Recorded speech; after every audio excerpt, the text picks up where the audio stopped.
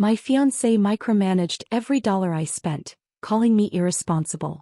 But when I found receipts for his romantic getaways with someone else, paid with my credit card, I gave the evidence to his very judgmental family before he even got home. The first time I realized how deep his grip on me had become was at that grocery store checkout line. I had picked up milk, bread, and a small chocolate bar. Something simple, something harmless. When I got home, my fiancé snatched the receipt before I could even put the bags down. His eyes scanned the paper like a detective searching for evidence. He stopped at the chocolate bar. "Why did you buy this?" His voice was sharp, accusing. "Do you think money grows on trees?" The chocolate melted in my hand before I even opened it. That wasn't about money. That was about control.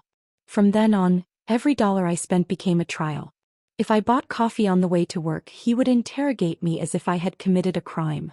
"You're irresponsible," he'd say, shaking his head, his tone dripping with disappointment. Sometimes he said it in front of others, making me feel small, embarrassed, and powerless.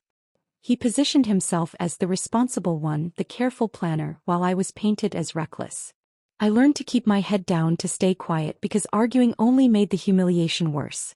The control seeped into every corner of my life. He demanded receipts for everything. If I bought toothpaste, he wanted proof. If I picked up groceries, he wanted to see the breakdown. "Explain this," he would say, pointing at the receipt as if I owed him a detailed report for every cent. I tried to keep peace by staying quiet, but inside resentment grew. I wasn't a child, yet he treated me like one under surveillance. I began hiding small purchases. If I wanted a book, I would wait until I was alone, slipping it into my bag and discarding the receipt before he could see it. If I needed something for myself, I delayed it, convincing myself I could live without it. The tension inside me grew heavier with each passing day. I felt like I was shrinking, my independence stripped away piece by piece. One evening, the control reached its peak. I had bought a pair of socks, plain, inexpensive, nothing extravagant. He found the receipt and launched into a lecture that lasted for hours. He paced the room, his voice rising and falling, listing all the ways I was irresponsible. I sat quietly, my hands folded in my lap, staring at the floor. I realized then that his obsession wasn't about money. It was about power. He wanted to dominate, to remind me constantly that he held control over my choices, my freedom, my dignity. It wasn't just the lectures.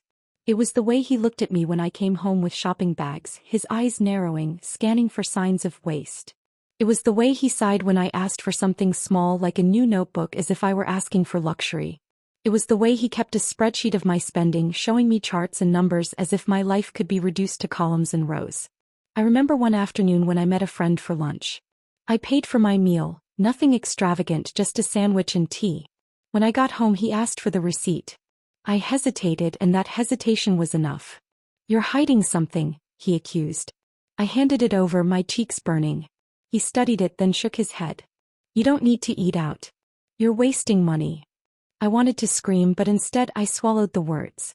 The cage of control was invisible, but I felt its bars every day. I couldn't breathe without his approval, couldn't spend without his scrutiny. And yet I stayed silent, convincing myself it was easier to endure than to fight. But deep down I knew something was breaking inside me. His control was suffocating, and sooner or later I would have to find a way out. The house was quiet that afternoon, the kind of silence that makes you notice every creak of the floorboards.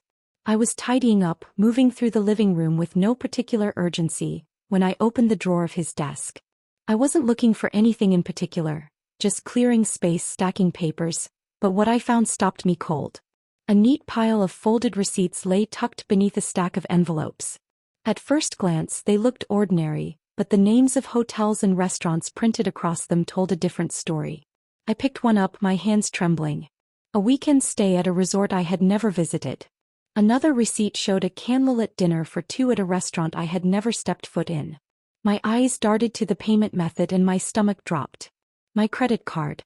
He had used my money. The man who lectured me endlessly about being irresponsible had been draining my account to fund romantic getaways with someone else. The rush of emotions hit me all at once. Anger surged, hot and sharp, but heartbreak followed close behind, heavy and suffocating. Disbelief tangled with both, leaving me dizzy. I sat down, clutching the receipts, staring at the names of places that should have been ours but were never mine. His accusations of irresponsibility echoed in my mind, now exposed as hypocrisy. I spread the receipts across the desk one by one, piecing together the evidence. Each slip of paper told a story. A hotel room booked for 2 nights. A dinner with wine and dessert. A spa package. None of it included me. The dates lined up with weekends when he claimed to be working late or visiting family. My heart pounded as the puzzle came together, each piece confirming the betrayal I had tried so hard not to imagine. I thought back to the countless times he had scolded me for buying something small. A notebook, a coffee, a pair of socks. He had made me feel guilty for every cent I spent, while secretly draining my money for his own indulgence. The hypocrisy was staggering. I stayed calm, though every nerve in my body screamed to confront him. I knew rage would only give him room to twist the truth, to call me emotional or sensitive. Instead, I carefully gathered the receipts, stacking them neatly, creating a record of his betrayal. My hands steadied as I worked, the calmness surprising even me. It wasn't weakness, it was resolve. As evening fell, the weight of the discovery pressed harder. I paced the floor, the receipts clutched in my hand, replaying his lectures about money. His voice echoed in my head, "You're irresponsible. You don't know how to manage finances." I laughed bitterly, the sound hollow in the empty room. He had projected his own sins onto me, disguising his betrayal as discipline. I tried to sleep, but the night stretched endlessly. I lay awake, staring at the ceiling, my mind replaying every detail. The names of hotels, the dates, the amounts charged, all burned into my memory. I turned over, sat up, paced again. My heart raced, my thoughts tangled, but one truth remained clear. I could not let him escape accountability. At one point I stopped by the window, staring out at the quiet street. The world outside seemed so peaceful, unaware of the storm inside me. I thought of his family, the ones who always praised him for being responsible, the ones who judged me for being careless. How would they react if they saw the truth laid bare?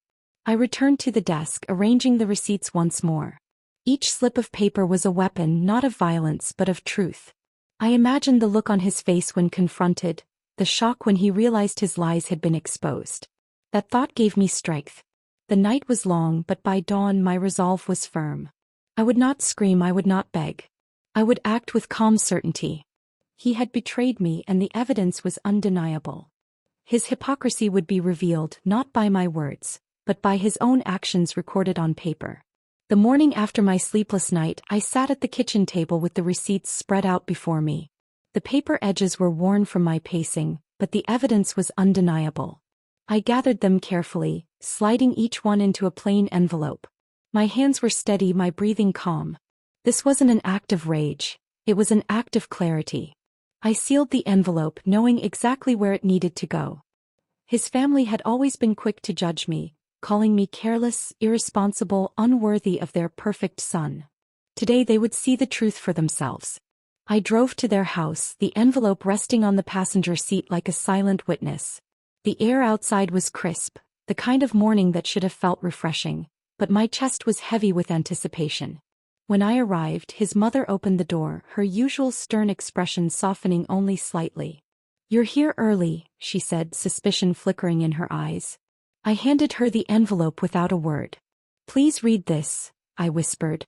She called for his father and sister, and together they sat at the dining table. The envelope was opened, the receipts pulled out one by one.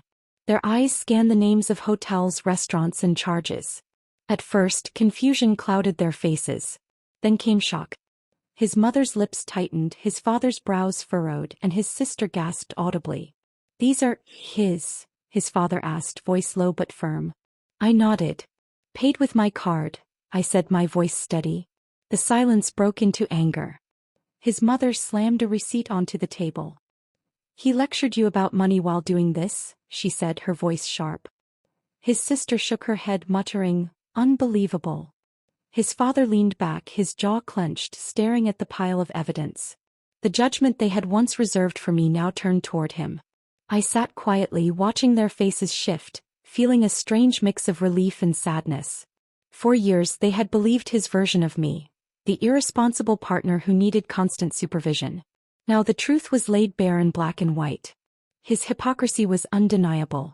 When he finally came home later that day, the storm was waiting. His mother met him at the door holding the receipts in her hand. "Explain this," she demanded. He froze, his confident posture faltering. "It's not what it looks like," he stammered, reaching for excuses. His father's voice cut through the room. "Don't lie. We've seen enough." He turned to me, desperation in his eyes. "You shouldn't have shown them," he said, his tone pleading. "We could have worked this out privately." I shook my head. "Respect cannot be faked. Betrayal cannot be forgiven. You made your choices and now everyone sees them." He tried again, his words tumbling over each other. "It was a mistake. I didn't mean for it to go this far. You know I care about you." His excuses sounded hollow, rehearsed. I stood firm, my voice calm but unwavering. "You cared about convenience, not me. You cared about appearances, not honesty. And now you've lost both." The confrontation was tense, his family pressing him with questions, his answers growing weaker with each attempt. He looked smaller than I had ever seen him, stripped of the authority he once wielded over me. For the first time the power was mine, not because I shouted but because I stood steady in the truth. In the days that followed, support came from unexpected places. Friends who had once stayed silent reached out, telling me I had done the right thing. Neighbors stopped me in the yard, offering kind words. Even his sister called me privately, her voice softer than I had ever heard it. "I'm sorry for how we treated you," she said. "We didn't know. You were stronger than all of us." Their encouragement wrapped around me like a shield. The weight I had carried for so long began to lift. I walked through my home with a new sense of freedom, each room feeling lighter, each step more certain. One evening, I sat alone with a cup of tea, reflecting on everything that had happened. My stutter, my spending, my choices. None of those had been weaknesses. They were simply parts of me. His cruelty, his hypocrisy, his betrayal. That was the weakness. He had tried to define my worth by control, but in the end his downfall came from his own actions. I realized then that liberation doesn't always come with loud victories. Sometimes it comes quietly, in the calm certainty of knowing you stood firm, that you refused to be broken. His eviction from my life was not just about betrayal. It was about reclaiming my dignity, my independence, my peace. As I looked out the window that night, the streetlights glowing softly, I felt a calm I hadn't known in years. The cage of control was gone. The discovery of betrayal had been painful, but it led me here. To judgment, to truth, to freedom. My worth was mine to define, and I chose strength.